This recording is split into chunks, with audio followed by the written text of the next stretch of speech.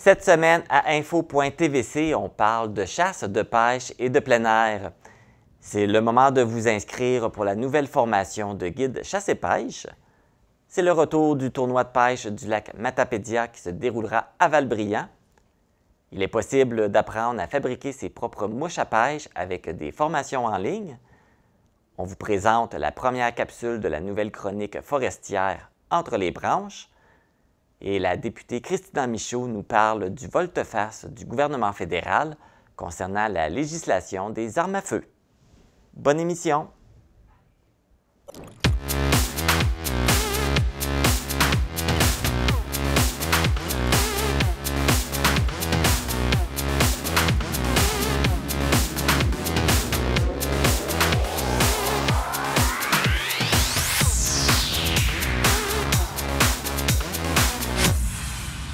Ici Marc Baudouin, bienvenue à info.tvc, édition du 17 février. C'est demain qu'aura lieu l'événement virtuel « Ceci n'est pas un bye-bye » organisé par votre télé locale. C'est toujours possible de vous procurer le lien si vous ne l'avez toujours pas. Vous pouvez avoir accès au lien par la page Facebook TVC de la Matapédia. Débutons avec les actualités matapédiennes.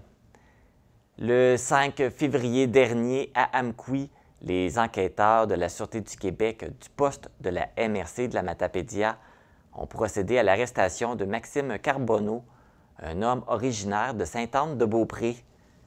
L'infirmier itinérant de 26 ans est accusé d'avoir commis des crimes à caractère sexuel. Les actes reprochés auraient été commis à Amqui entre le 30 janvier et le 5 février dernier, auprès d'au moins 3 victimes.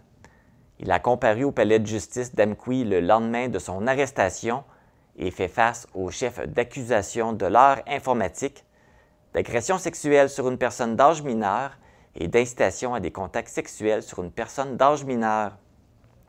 L'enquête tend à démontrer que le suspect aurait pu faire d'autres victimes mineures ailleurs au Québec en raison de son travail d'infirmier itinérant.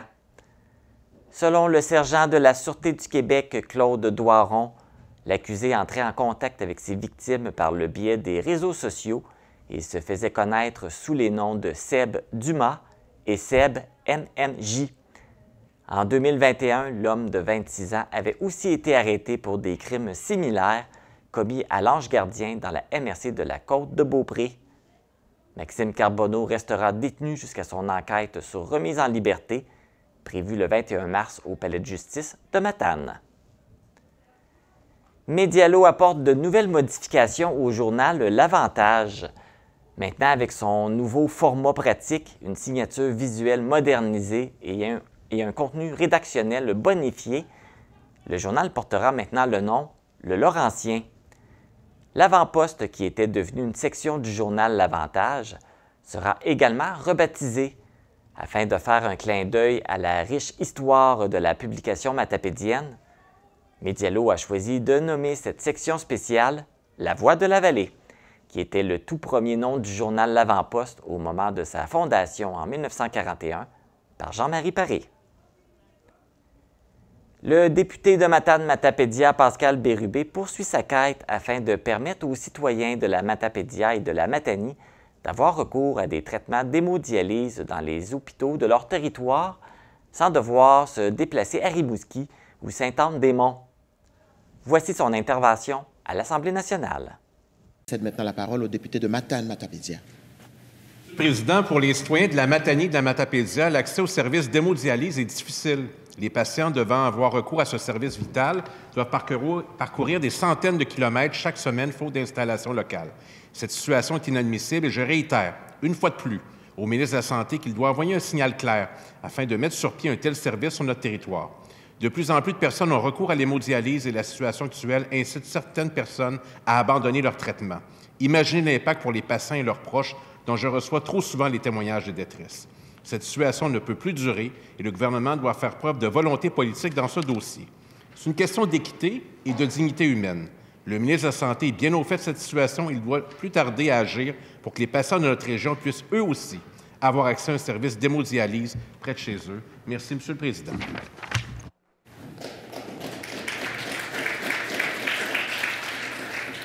Merci, Monsieur le député. Les Jeux du Québec pour la région de l'Est du Québec se dérouleront à Rivière-du-Loup du 3 au 11 mars prochain.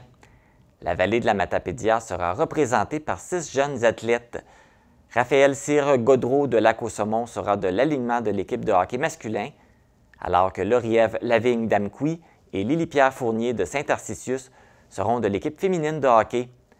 On retrouve également Rosalie Gendron de Lac-au-Saumon en judo, Édouard Hébert également de Lac-au-Saumon en ski de fond et Émile Fortin d'Amqui en patinage de vitesse. Avec ces 6 athlètes, la Matapédia représente 5 % de la délégation complète, ayant plus de participants que les MRC de la Métis et de la Matanie. Nous souhaitons bonne chance à nos athlètes matapédiens. La Matapédia sera également représentée au championnat canadien de ballon sur glace qui se tiendra à Saskatoon, en Saskatchewan, du 29 mars au 1er avril. William Lévesque et Mathis Duguay de Sébec feront partie de l'équipe du Blitz du Témiscouata et Charlotte Dumais, également de Sébec, jouera dans l'équipe du Témis du Témiscouata. Ces mêmes 3 athlètes de la Matapédia avaient participé au championnat canadien de 2022 qui s'était déroulé à Kingston, en Ontario. L'équipe masculine, le Blitz, tentera de défendre son titre de champion canadien. Si vous êtes intéressé à soutenir financièrement un de nos athlètes matapédiens, vous pouvez vous manifester en envoyant un courriel à bcgmineurtémiscouata@gmail.com. Maintenant, passons aux résultats sportifs. Dans la Ligue de hockey senior Desjardins de la Gaspésie, le Bar Laser de Cozaabscal a remporté le match contre le Bois BSL de Montjoly par la marque de 6-3. Alex Charret a effectué un tour du chapeau en marquant 3 buts. Les autres marqueurs de l'équipe matapédienne sont Xavier Ross, Alex Durette et François Abud. Du côté de la Ligue interrégionale de hockey féminin, les Cyclones M18 du Bas-Saint-Laurent ont remporté les 2 matchs disputés contre les Rebelles de Laval les 11 et 12 février dernier à Saint-Fabien. Le match du samedi s'est soldé avec un résultat de 4-1 et le dimanche avec une autre victoire de 6-3. Avec ces 2 victoires supplémentaires, l'équipe se place au 6e rang du classement. La prochaine partie aura lieu le 25 février au Saguenay.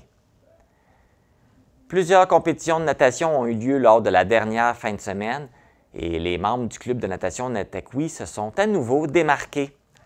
Le 11 février avait lieu la Coupe 5 des maîtres à Pointe-Claire. Le maître nageur David Boudreau est revenu avec 5 médailles au cou, soit 4 médailles d'or et 1 médaille d'argent. C'est à Rimouski que s'est déroulée la Coupe des régions durant toute la fin de semaine. Dans la catégorie groupe d'âge, 15 médailles ont été remportées par le club matapédien, soit par Gloriane Turcotte, Alexia Boulay, Aurélie Gauthier, Catherine Genois, Constance Damour, Éliane Tremblay, Élodie Lavoie et Maë Berthelet. Dans la catégorie novice, c'est 9 médailles qui ont été gagnées par Pénélope Saint-Pierre, Mia-Jade Caron, Nora Duhamel, Clara Turcotte et Léa Jonca. Félicitations à tous nos athlètes matapédiens. C'est ce qui complète les actualités matapédiennes. Avez-vous la passion de la chasse et la pêche? Aimeriez-vous en faire une carrière? Après la pause, on vous présente la nouvelle formation de guide chasse et pêche.